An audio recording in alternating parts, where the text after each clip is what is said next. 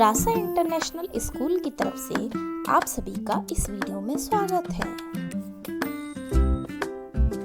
प्यारे बच्चों, आज हम हिंदी साहित्य का पाठ 13 हुदहुद उसका शेष भाग पढ़ेंगे। पिछली वीडियो में हमने इसका अर्थ समझा था, तो अब हम आगे इसका और अर्थ समझते हैं। आइए शुरू करते हैं पाठ 13 का शेष भाग। हुदहुद एक बहुत ही सुंदर पक्षी है। हुदहुद क्या है? एक बहुत सुंदर पक्षी है जिसके सिर का सबसे सुंदर भाग जिसके शरीर का सबसे सुंदर भाग उसके सिर की कलगी होता है। जो उसके शरीर का जो सबसे सुंदर भाग क्या है? कलगी है, जो उसके सिर पर होती है। वैसे तो यह है इसे समेटे रहता है। जो इसकी कलगी है वह उसे समेट के रहता है, ऊपर नहीं निकालता है, उसे सिकोड़ के रखता है। पर जैसे ही किसी तरह की आवाज़ होती है, यह चौकन्ना होकर परों को फैला लेता है। लेकिन जैसे ही कोई भी आवाज़ होती है, किसी भी तरह की अगर आवाज़ होती है, तो यह क्या होता है? चौकन्ना हो जाता है, अर्थात वह बिल्कुल सतर्क हो जाता है और अपने परों को, जो उसके पंख हैं, उनको फैला लेता है। तब यह कलगी देखने में हूबहू किसी सुंदर पंखी जैसी लगने लगती है। तो जब यह फैला लेता है अपने पंखों को, तो जो ये इसके सिर पर कलगी लगी होती है वह कैसे लगती है? हूबहू बहुत सुंदर, किसी सुंदर पंखी जो है उसके जैसे लगने लगती है, पंख की तरह लगने लगती है। इसी कलगी के बारे में तुमने अभी एक सुंदर कहानी भी पढ़ी। हमने जो कहानी सुनी थी, एक कलगी कैसे प्राप्त हुई थी इसे, उसकी हमने अभी कहानी सुनी थी। हुदहुद का सारा शरीर रंग बिरंगा और चटकीला होता है। इसका जो शरीर है वह कैसा होता है? पूरा शरीर जो है वो रंग बिरंगा होता है और चटकीला होता है। पंख काले काले होते हैं। इसके पंख कैसे होते हैं? पंख काले होते हैं, जिन पर मोटी सफ़ेद धारियाँ बनी होती हैं। जिन पर क्या होता है? मोटी सफ़ेद सी धारियाँ बनी हुई होती हैं। गर्दन का जो अगला हिस्सा होता है वो बादामी रंग का होता है। जो गर्दन का इसका हिस्सा होता है वह कैसा होता है? बादामी रंग का होता है। बादाम जो होता है उसके रंग का होता है, ब्राउन कह सकते हैं जिसे। चोटी भी बादामी रंग की होती है और इसकी जो चोटी होती है वह क्या होती है?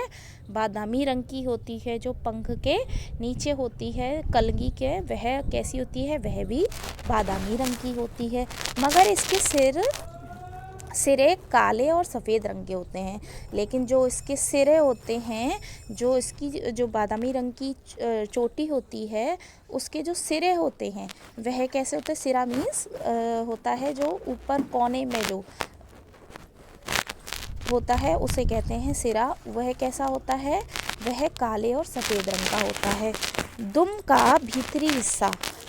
का जो भीतरी हिस्सा होता है सफ़ेद और बाहरी हिस्सा काले रंग का होता है। दुम होती है पूँछ का जो भीतरी हिस्सा, जो अंदर का हिस्सा होता है वह सफ़ेद और बाहरी जो हिस्सा होता है, जो बाहर निकला हुआ हिस्सा होता है वह काले रंग का होता है।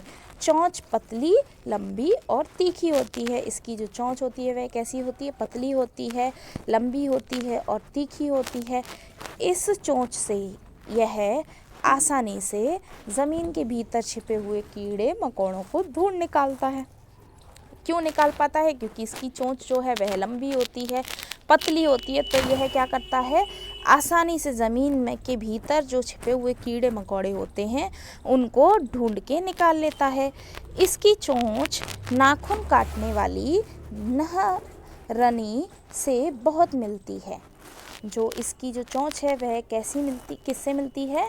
नाखून काटने वाली जो नहरनी होती है उससे बहुत मिलती है। और शायद इसीलिए कहीं कहीं इसे हजामिन चिड़िया के नाम से भी पुकारते हैं। नहरनी जो चिड़िया है वह पक्षी जो है वह क्या है? चोंच नाखून काटने वाली, जो नाखून काटने वाली होती है उसकी तरह होती है। और जो इसलिए इसे क्या कहा जाता है?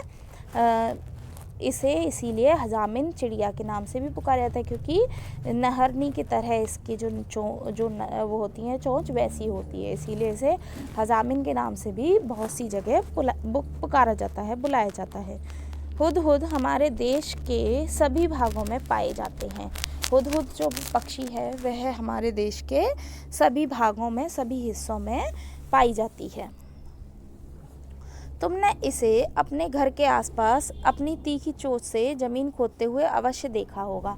ज़्यादातर लोगों ने इसे अपने घर के आसपास ही, जो इसकी चोंच है, तीखी चोंच, उससे ज़मीन को खोदते हुए देखा होगा। बोलते समय यह 3 बार हुप हुप हुप सा कुछ कहता है। जब यह बोलता है तो क्या कहता है? हुप हुप हुप सा कुछ कहता है, इसलिए इसे अंग्रेजी में हुप ऊ कहा जाता है। इसीलिए इसका जो नाम है, इसे अंग्रेजी में हुप ऊ के नाम से भी इसे जाना जाता है या कहा जाता है। हिंदी में इसे हुदहुद कहते हैं और हिंदी में इसे क्या कहते हैं?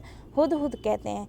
दूब में कीड़ा ढूंढने के कारण हमारे देश में कहीं कहीं इसे पदुवया भी कहते हैं। यह दूब में कहीं कहीं कीड़ा ढूंढ लेता है, इसीलिए इसका नाम पदुवया भी, कहीं कहीं इसे पदुवया भी कहते हैं। और सुंदर कलगी की वजह से कुछ देशों में लोग इसे शाह सुलेमान कहकर पुकारते हैं। क्यों पुकारते हैं? क्योंकि उनका जिन्होंने इन्हें कलगी दी, ये प्रदान की, वह उनका नाम क्या था? सुलेमान। इसी वजह से, और ये बहुत सुंदर कलगी है इनके सिर, इस पक्षी के सिर पर, इसी वजह से इसे कुछ देशों में जो है वो शाह सुलेमान कहकर भी पुकारते हैं। मादा हुदहुद 3 से 10 तक अंडे देती है। मादा हुदहुद जो होती है, नर तथा मादा 2 तरह के होते हैं। तो जो मादा हुदहुद होती है, स्त्री जाति की जो होती है हुदहुद, वह 3 से 10 तक अंडे देती है। जब तक बच्चे अंडे से बाहर नहीं निकल जाते, वह अंडों पर बैठी रहती है। जब तक बच्चे जो हैं वह अंडे से अगर बाहर नहीं निकल जाते हैं, तो यह जो मादा हुदहुद है वह अंडों पर ही बैठी रहती है, वहाँ से हटती नहीं है। नर वहीं भोजन लाकर उसे खिला जाता है, और जो नर हुदहुद होता है, जो पुरुष प्रजाति का होता है, वह क्या करता है? पुरुष जाति का जो हुदहुद होता है, वह नर हुदहुद वहीं पर उसको भोजन लाकर उसे खिला जाता है, मादा को। पर दोनों में से कोई भी घोंसले की सफाई नहीं करता। लेकिन उन दोनों में से कोई भी घोंसले की साफ सफाई नहीं करते। संसार के विख्यात पक्षियों में से एक है यह हुदहुद। संसार के विख्यात पक्षियों में से है यह एक हुदहुद। यह अपनी सुंदरता के लिए तो मशहूर है ही, पर इसे पालतू नहीं बनाया जा सकता, और ना ही इसकी बोली में मिठास है। और यह संसार की विख्यात पक्षियों में से तो है ही, लेकिन इसकी जो सुंदरता है वह भी बहुत मशहूर है। लेकिन इसे पाला नहीं जा सकता है, पालतू नहीं बनाया जा सकता, क्योंकि और इसकी जो बोली है वह भी, इसकी बोली में मिठास है, और इसकी बोली में भी मिठास नहीं है।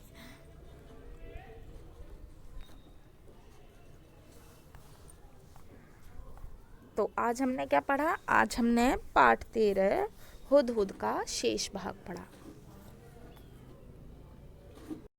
तो अब हम नेक्स्ट वीडियो में नेक्स्ट टॉपिक कवर करेंगे। तब तक आप इसका अभ्यास कीजिए। धन्यवाद।